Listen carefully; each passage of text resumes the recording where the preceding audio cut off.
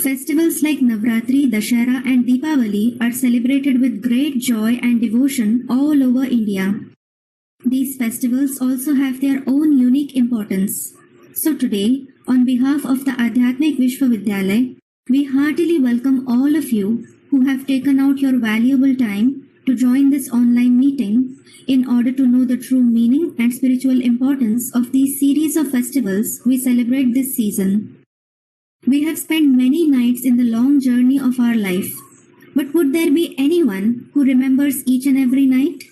No. Most of the people wouldn't prefer a dark night. But there are two special nights in the world which people celebrate with great joy and enthusiasm. These nights are Navratri and Shivratri. Shivji is believed to have incarnated on Shivratri, and the mother goddess is invoked and worshipped on Navratri. Literally, it means the night of Shiv and the night of the 9 Shaktis. Have you ever pondered over the similarity between these words? It is not said the divine Shakti or the Shakti of Brahma, Vishnu or Shankar, but it is said the Shakti of Shiv, hence the term Shiv Shakti Avatar. That is the combined form of the mother and father which has been shown in the form of Ardhanarishwar. Well, who are these goddesses who are worshipped? When did they exist? Where are they now? Can we meet them? Can we see them with these eyes? Someone might say it's impossible, as goddesses and deities dwell in heaven above, while demons dwell in the netherworld below. But isn't it worth thinking that when we have pictures of these goddesses in our house, when their temples, idols, worship exist in this world, how can they exist somewhere above?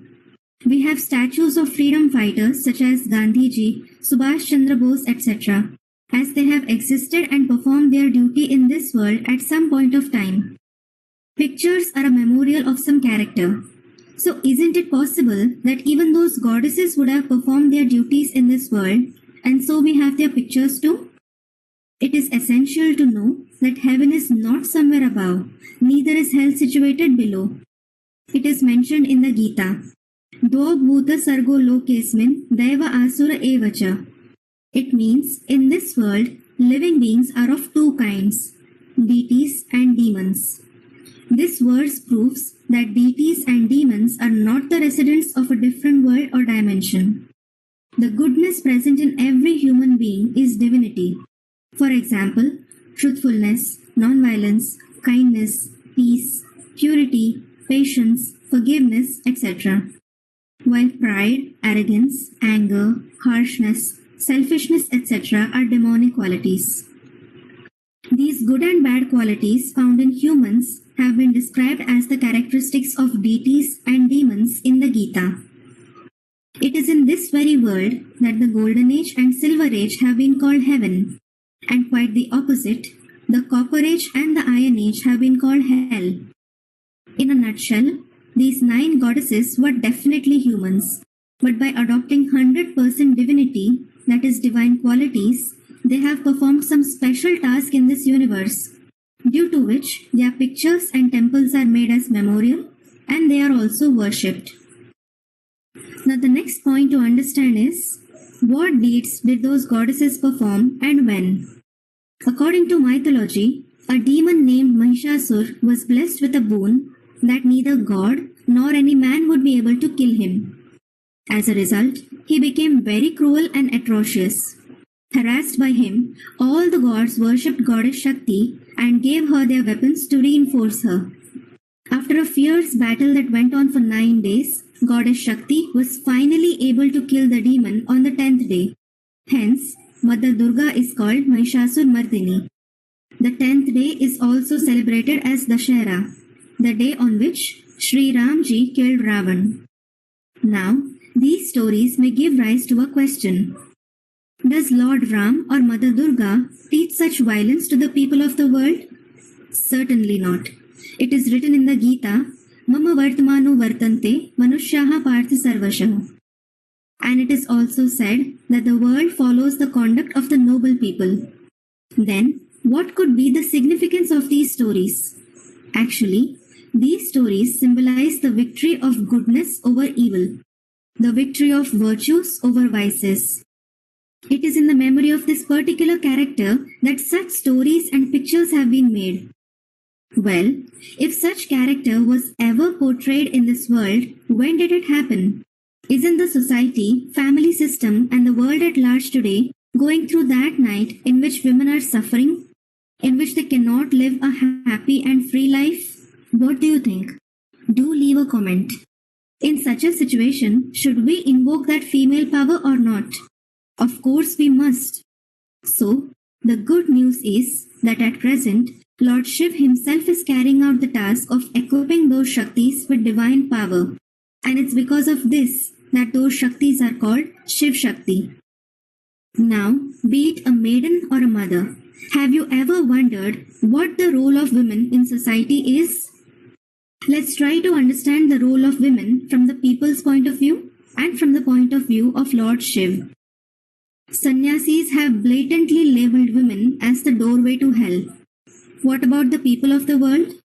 Well, most of them think the worth of a woman is equal to the shoe on their feet. It is Lord Shiv who has women open the gates to heaven. When Lord Shiv placed women as crown on his head, he was called Gangadhar. A maiden is called a gem, Kanya Ratna. Maidens are said to be the saviors of their 21 clans. A woman, a mother, is known as Janani, the one who possesses the power to create, which is why Lord Sri Ram himself says in the Ramayana, Janani Janma Bhumishcha Swargadapi Gariyase, meaning mother and motherland are far more superior than even heaven. It is a mother who gives birth to a child and shows him the world. In the glory of women, it is said, Yatra Naryastu Pujjante Ramante Tatra Devta. Where women are worshipped, gods reside there. We also sing, Mother, O Mother, you are the creator of the world's destiny. We call out slogans, Vande Mataram, Hail the Mother, Bharat Mata Ki Jai, Jai Mata Di. It is vital to know that under the protection of Lord Shiv, these glorious women are presently being equipped with the various weapons of knowledge. Have you ever wondered why goddesses are shown equipped with so many weapons? What is the purpose of these ornaments and weapons? The physical ornaments shown to goddesses are a depiction of their inner divine powers. For example, bangles on the hands are a sign of purity, morality, and cleanliness in thought, word, and deed. It is not about a vow made just for 9 days. Rather, it is a symbol of everlasting faithfulness and chastity. The bindi on the forehead is a sign of always being in the awareness of I am a soul. The kohl on the eyes is a sign of seeing everyone as brothers. Earrings on the ears are a sign of listening to the knowledge that comes from Shiv alone. The lotus is a symbol of remaining detached and pure in spite of living amidst the mud of the world. The mace signifies determination in fighting against the vices of Maya. The Swadarshana Chakra is a sign of always looking at oneself, of staying engaged in the churning of divine knowledge, which is a means to conquer the evil.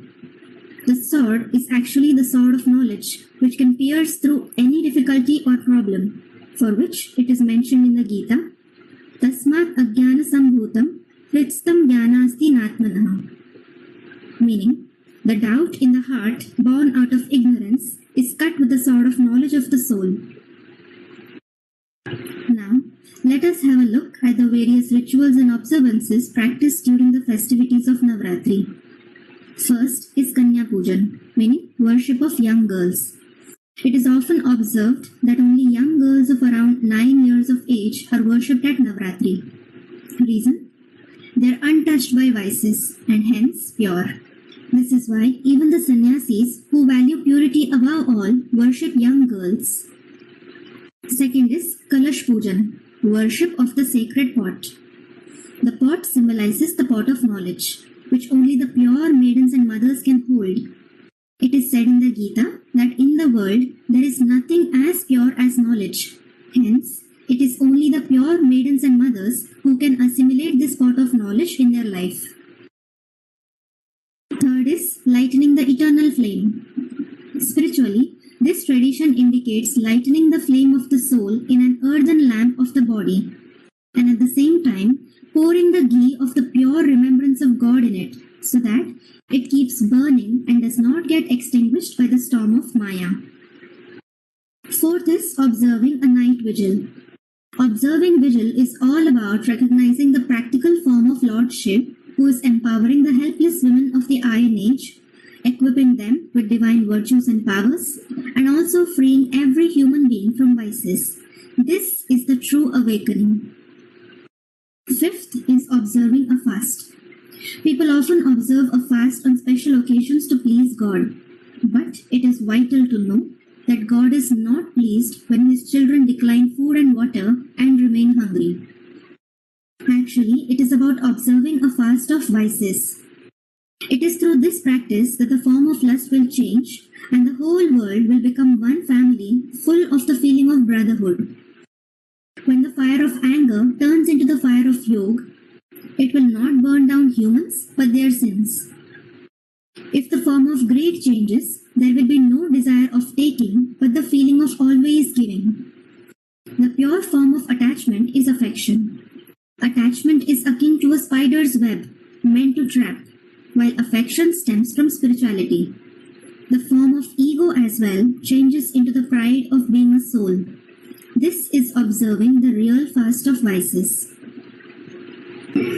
So far, we have understood the significance of Navratri, which highlights the Mother Goddess. Now, let us move on to the next occasion, Dusshera, which highlights Lord Ram. According to mythology, Lord Ram slayed the demon Ravan on this day. This festival is celebrated as the victory of good over evil. And so, to mark this victory, effigies of Ravan, Meghnad and Kumbhakaran are burnt all over India. First things first, what is the meaning of Dusshera? The word Dusshera is made of two words, Dash and Hara, which means the one with 10 heads was destroyed. And it is only Ram who can conquer this 10-headed demon in whose memory Vijayadashmi is celebrated. Until and unless the 10 heads of Ravan are destroyed, one cannot enter the new world in the form of Ram Rajya. Now here's the question. Can there really be a Ravan with 10 heads in person? If yes, how is that possible? And most importantly, why only 10 heads? It is said, Ravaite Lokan iti Ravan. The one who makes people cry is Ravan. Well, it isn't a person with 10 heads who is our enemy who makes us cry. It is mentioned in the Gita that a soul is a friend and a foe for itself. We ourselves are our own enemy as well as friend. How? This has also been mentioned in the Gita. For those who have conquered their mind, the soul is a friend. And for those who lose self-awareness, the soul becomes an enemy. Self-awareness means the memory of one's real form, the soul. The soul has been described as a very subtle, shining point of light which resides in the middle of the eyebrows. Now, what really happens when we lose self-awareness? We are swamped by Rajogun, the quality of activity and passion, and thus become a victim of vices such as lust and anger. The Bhagavad Gita says, O Arjun, these vices, lust and anger born from Rajogun are very sinful and pleasure-seeking. Consider them your enemies. And what exactly is Rajogun? When and why does it influence us? In this time cycle of 4 ages, we souls stay happy and pure in the first 2 ages, the Golden Age and the Silver Age. The reason is stabilizing in the consciousness of the soul, which is called Sattva Gun in the Gita. As we souls continuously come in the cycle of birth and death, we become attached to the pleasures of the body, and gradually, by the end of the Silver Age or the beginning of the Copper Age, we forget our real form and start considering ourselves only a body. In other words, we become body conscious. This has been termed as Rajogun in the Gita. Due to this body consciousness, the 5 vices which were previously labeled as enemies influence us, and thus the emergence of sorrow. It is written in the Gita, consider the vices and the eternally created 3 qualities to have emerged from this body which is called nature. This proves that the five vices emerge from body consciousness. In order to personify these very vices as our enemy, the form of Ravan was created. The 10 heads of Ravan symbolize the five vices and the five elements of nature present within every human being. In the Ramayana, it is shown that Sita was abducted by Ravan. Let us now understand how this happened and what is the spiritual secret behind this. We have come to know that Ravan is nothing but a personification of the defects within us. Then, what is the meaning of Sita? Sita symbolizes our soul. It is believed that Sita was born from the earth. The main element among the five elements is the earth. All the other elements are contained within the earth itself. So this body represents earth. Hence, every human soul symbolizes the form of Sita, who is born when she enters earth in the form of the body. It is depicted in the scriptures that Sita was captured by Ravan. It means we souls in the form of Sita get captured by the five vices in the form of Ravan. When does this happen? When Sita crosses the Lakshman Rekha. The Lakshman Rekha, in other words, is to be within our limits. Our limits are determined by the divine directions, that is Srimad, that God gives us. This very Srimad enables us to achieve the goal of our life. When we cross those limits in the form of Srimad, we get trapped by Ravan in the form of the five vices. It is also depicted that Sita covets a golden deer, which then leads to the separation of Ram and Sita. What could be the significance of this particular instance in the Ramayana? The golden deer refers to a mirage. When we souls become body conscious and get enraptured by glamour and illusion, we start pursuing short-lived desires. This is how we unknowingly distance ourselves from our true nature and from God, which then results in the weakening of the soul. Because of body consciousness, we lose the knowledge, the power of wisdom given to us by God. Due to the absence of wisdom, we are unable to recognize Maya Ravan and so get deceived by them. Even the illusory Ravan abducted Sita with the help of deceit by taking on the form of a saint. It is when both knowledge and power are lost that the five vices start dominating us, and ultimately we get overpowered by Ravan in the form of vices and get imprisoned in the bondage of this perishable body. We enter the Shok Vatika, that is garden of sorrow and unrest created by Ravan. Presently, we are witnessing the same scenario in this Ironish world. Every human soul in the form of Sita is forgetting itself and God. It is getting enchanted by the illusory attractions of the material world, which are akin to a golden deer. Tulsidas has rightly mentioned in the Ramayana, Go char jaha lagi manjai, so sab maya jano bhai. Meaning, whatever these eyes see, wherever the mind gets attracted, know all that to be nothing but illusion. Now, naturally, our next question would be, can Sita in the form of a soul be ever freed from the prison of vices? The answer is yes, of course. But when? When Ravan, an embodiment of everything that is evil, is killed. As per the Gita, the chief of these vices is said to be the vice of lust. That is, the desires and wishes that keep arising in our mind. God has given the teaching to curb those very desires, which effectively kills the vice of lust. There is a reference in the Ramayana as well. It is depicted in the Ramayana that Ravan worshipped Shiv by cutting off 100 heads. Actually, this isn't something to be taken in a literal sense, but it is offering up the wants and desires that crop up in our head. This is the method to please God. Now, have you ever wondered why we have to burn Ravan every year? When under normal circumstances, anything that is burnt once is destroyed forever. In spite of being burnt every year, why isn't Ravan totally destroyed? On the contrary, the effigy of Ravan gets 1 foot taller every year. How do we explain this? Let's look at it this way. Was Sita herself able to defeat Ravan? No, right? Similarly, have we been able to burn the vices within us till date? No.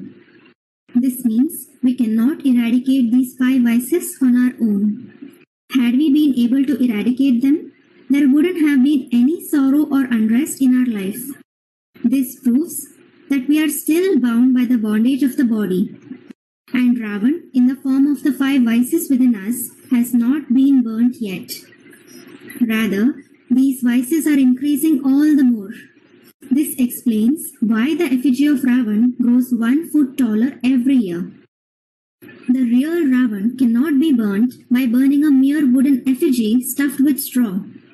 In reality, when we burn and destroy the vices within us, we will be able to celebrate Dusshera in every sense of the word. Don't you think it's high time we do this? Don't you think we have let the Ravan within us grow too big and mighty? Don't you think enough is enough? Do let us know in the chat box. So, ultimately, how can we gain victory over these vices, that is, over Ravan? If doing this on our own is impossible, whose help should we seek? Of course, Lord Ram. It has been depicted that Lord Ram killed Ravan and freed Sita from his captivity. So, which time is it about? Just as Ravan is not really a demon with 10 heads, and Sita not just the wife of Lord Ram. Similarly, Lord Ram here doesn't mean the Ram of the Silver Age. Half of the time period in this world cycle is known as the Golden Age and the Silver Age, the world of heaven, where all of our souls were steady in the soul conscious stage, when we were full of happiness and peace.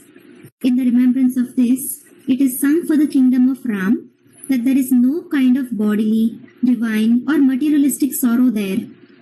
Then, how can Ravan in the form of vices who makes us cry exist there?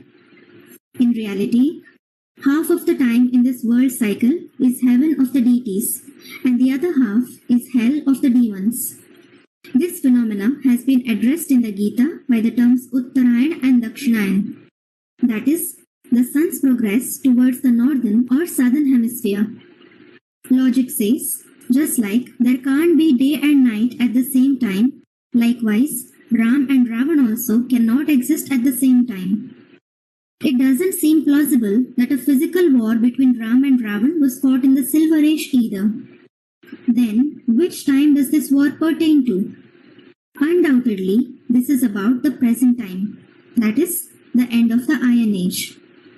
Just like we can't see anything clearly when it is dark, we tend to stumble and lose our way. Similarly, by forgetting our soul and the Father of the souls, that is the Supreme Father, we enter a night of extreme ignorance. Today, the life of humans has been swamped in such darkness that no one is realizing which direction they are moving in. It is during such a night of the Iron Age that God comes in the world, slays Ravan, and frees the souls from the captivity of evil. The atmosphere of the world during the incarnation of God has been described in the Ramayana. Whenever there is degradation of religion, when the number of arrogant demons increases, it is then that the Lord takes a human form. The original form of God has been mentioned in the Gita as an embodiment of light.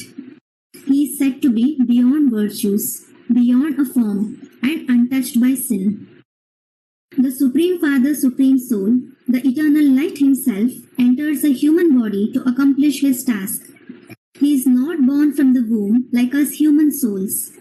He has a unique birth, for which a word is mentioned in the Gita, Praveshtum. I am capable of entering. That formless Shiv, through the body of the Silver Age Ram in the Iron Age, is liberating us from Ravan, making us gain victory over Ravan by filling us with the power of divine knowledge and easy Raj Yoga. In memory of this, it is shown in the Ramayana that Sri Ram worshipped Lord Shiv before crossing the ocean to launch an attack over Lanka. Sri Ram, while singing the praises of Lord Shiv, has said, Shiv drohi mamadas kahava, so nar sapne mohina pava. He, who claims to be my devotee but is hostile towards Shiv, cannot find me even in his dreams. We also need to understand that it is not just about one Ravan who ruled over the island Lanka. Nevertheless, this whole world is one big island, which is now under the rule of Ravan. Grief, unrest, corruption, untruth, and irreligiousness are wreaking havoc in every home. It is this Lanka that the Lord converts into the glorious kingdom of Ram. There is an interesting story related to the ultimate killing of Ravan in the Ramayana. It has been depicted that Sri Ram, armed with his unfailing arrows, set out to cut down the 10 heads of Ravan one by one. But every time he managed to shoot down one head, another would appear, and in this way a long battle ensued. Finally, Sri Ram learned the secret to fell Ravan. The trick was to shoot an arrow in his navel, and this is how Ravan was finally killed. This story gives us a very good teaching that the Ravan within us will not really be killed if we try to overcome the 5 vices one by one. Rather, we need to invest all our strength in overcoming the root of the vices, which is body consciousness. This is the fatal blow that will effectively kill the Ravan within us for good. A donkey's head atop the 10 heads of Ravan is nothing but the representation of this very root vice.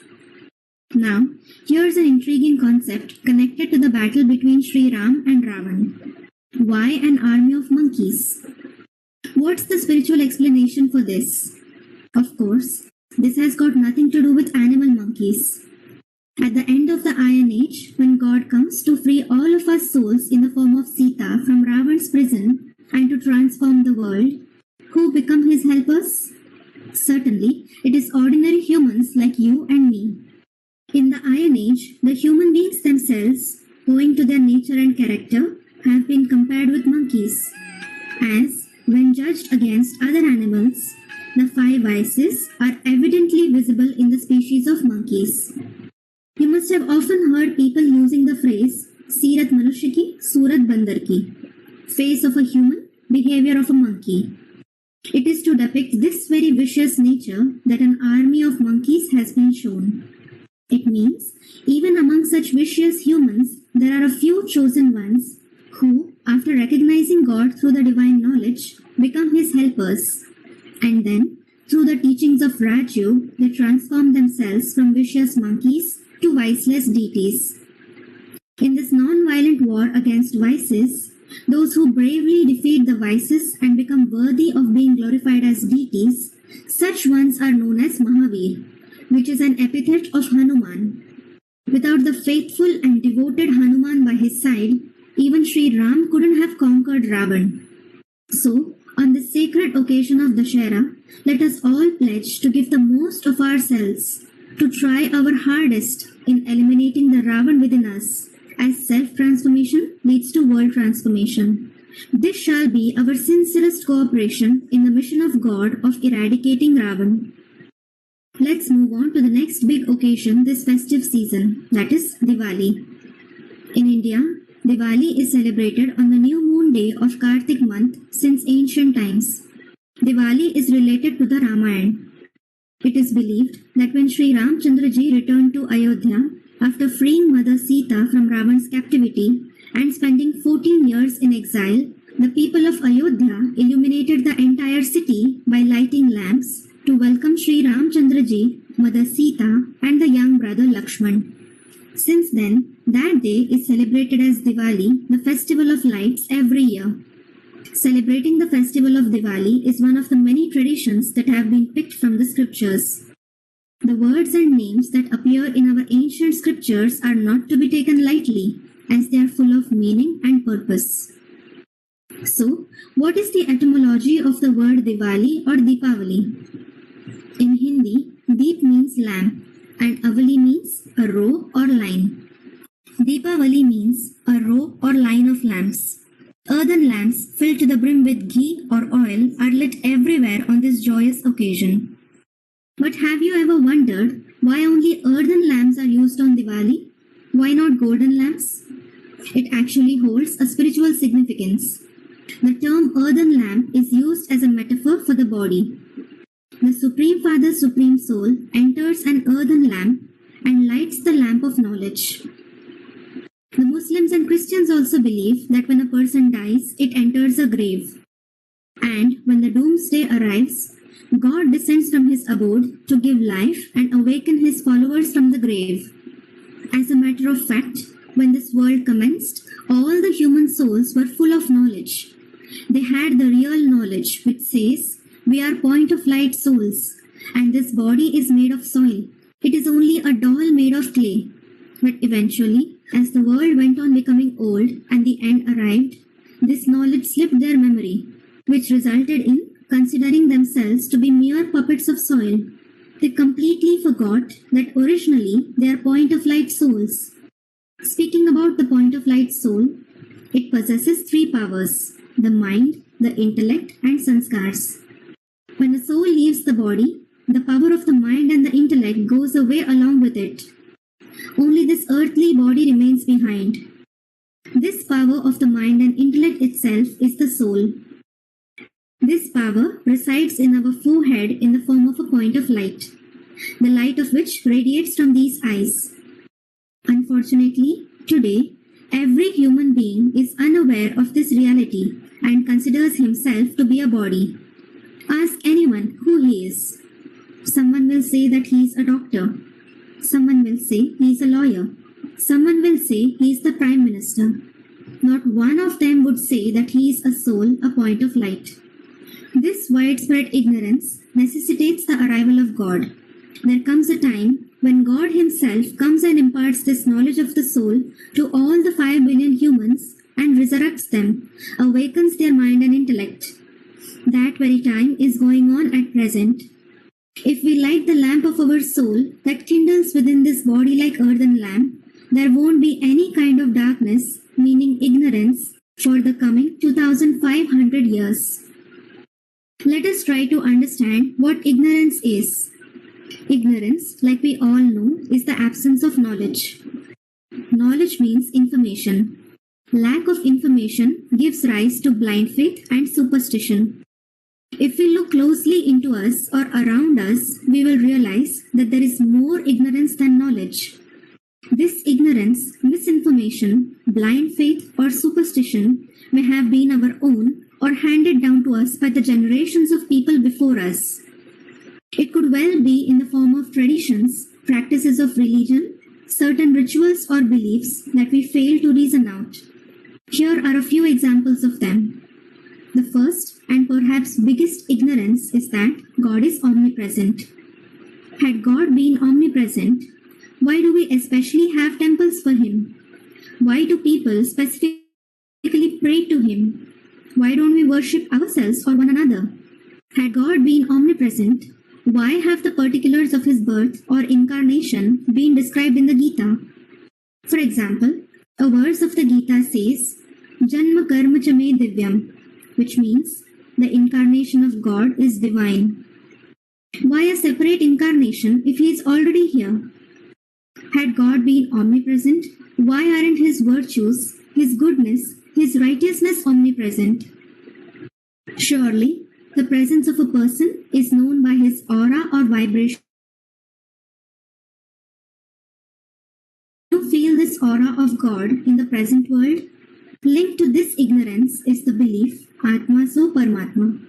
That is, a soul is equal to God.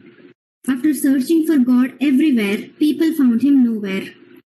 So the next best option they came up with is either God is omnipresent or a soul itself is equal to God. Well, when the very notion that God is omnipresent doesn't seem plausible, the idea of Atma so Paramatma doesn't stand a chance, does it? If every soul was God, the term universal brotherhood should have been changed to universal fatherhood. Actually, the reality is that souls are many, but the Supreme Soul is one. Moving on to the next myth. Ganga is a purifier of sinners. Considering the river Ganga to be a purifier of sinners, people go and bathe in it, after which they think that their sins have been washed away. However, physical water can only wash away the dirt of the body, not the dirt of the mind. The dirt of sins that pollutes the soul cannot be cleaned with physical water. If it were possible to wash away the dirt of sins and attain liberation with the help of physical water, don't you think that the fishes, frogs, and crocodiles living in the Ganga should have been liberated first? Actually, this myth has been cleared up with many verses of the Gita, like Jnana Nirdhuta Kalmasha, meaning the sins of the soul can be washed away with knowledge. Jnanagni Dagda Karmanam, meaning the fire of knowledge burns away sins. Yagya Danam Tapaschaiva Pavanani Manishinam, meaning service, donation of knowledge, and yoga in the form of tapasya purify a human. Here's another widespread misconception. Lord Krishna, a corporeal deity, popularly worshipped in the form of a child, is God of the Gita. Whereas, the same Gita claims God to be formless, an attribute which straightaway applies to Lord Shiva. The Gita describes God as unborn, non-doer, and non-pleasure seeker. If you really think over them, these qualities do not apply to Lord Krishna by a long shot. He is believed to have been born to Mother Devaki and tutored by Guru Sandeepan. His pranks as a child are well known, and he is also depicted as surrounded by a group of herd girls most of the time. These are just a few examples. There are many more myths, notions, deep-rooted beliefs that God teaches us to analyze logically as well as spiritually. He makes us realize that accepting any idea with closed eyes is not faith, rather blind faith. This is the spiritual enlightenment that He grants us. This is how, amidst this world full of the darkness of ignorance, He lights the lamp of wisdom. Do you know that there is a sequence to lighting the lamps on Diwali? Not all the lamps are lit at once. A big lamp, known as the lamp of Yamraj, is placed in a plate surrounded by numerous small lamps. This lamp of Yamraj is lit first, and it is from that big lamp that the small ones are lit one by one. The lamp of Yamraj is a metaphor for the ordinary human body God enters to uplift us. As each soul takes the color of his company, the light of his soul gets lit. The lamps are lit in such a way so as to make sure that they don't blow out, as the blowing out of a lamp indicates an ill omen. The technique is to keep pouring ghee into the lamp. Here, it's about the ghee of the remembrance of God. To keep this lamp of the soul well lit, it is very essential to see to the fact that we never run out of the ghee of the remembrance of God. Moving on to the next topic. Ever wondered why Goddess Lakshmi is worshipped on this day after giving our homes a thorough cleaning? Goddess Lakshmi is called the Goddess of Wealth. It is believed that her grace can turn even a beggar into a rich man. Alas, it's not really about physical wealth but the wealth of knowledge. When a person obtains the wealth of knowledge, the poverty of character vanishes. The more this wealth of knowledge is distributed, the more it grows. The donation of this very wealth of knowledge is possibly the best donation a person can make. The Gita says, Shreyan Dravya Mayat Yagyat Jnana Yagya Parantapa. The donation of knowledge is far better than the donation of any materialistic object. The occasion of Diwali is celebrated after Dusshera. The spiritual meaning of this sequence is that Goddess Lakshmi is invoked only after Ravan is burnt. To make it simple, goodness can be invoked only after wickedness is destroyed. The destruction of evil is as important as the establishment of divinity. This is why it is said in the Gita that when God comes, along with establishing a new world, He destroys immorality and maliciousness. As soon as ignorance in the form of impurity ends, the dawn of the golden age arrives. Last but not the least, what is the spiritual significance of wearing new clothes and distributing sweets and gifts on Diwali? The body has been described as clothes for our soul in the Gita. The soul keeps changing as many clothes as the number of births it has. However, at the end of the Iron Age, the soul becomes extremely degraded. When we imbibe the knowledge of the Supreme Soul within us, the vices and bad traits in our soul get destroyed, thus making it a receptacle of divine virtues. When the soul becomes new and pure, our body, which is the closest to the soul, also becomes new. The old body-like clothes change into new. In order to commemorate this, people wear new clothes on the occasion of Diwali. We We also distribute sweets and gifts on this day. Sweets symbolize sweet words, while giving gifts means making an offering of some virtue or power. When it comes to choosing gifts for our loved ones, we try to make them as thoughtful and useful as we can. So, what could be a better gift than giving the gift of virtues, the gift of powers, the gift that creates an atmosphere of welfare? Hence, this Diwali, let us stand in support of the weak with a benevolent feeling. Let us not degrade but elevate those who have fallen. Every soul is a child of God and so worthy of His love. Let us have the spiritual vision for one and all.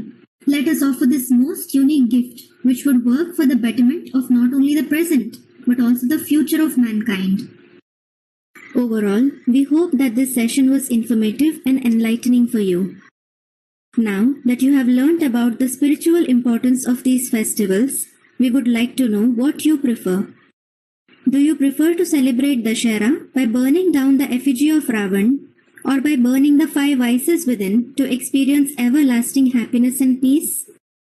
Do you prefer the glittery and glamorous world that is pleasing to the senses, or do you think it is a mirage, a mere illusion that is meant to trap the mind?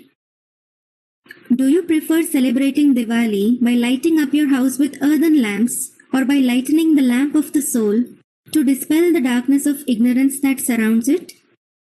Do let us know in the chat box.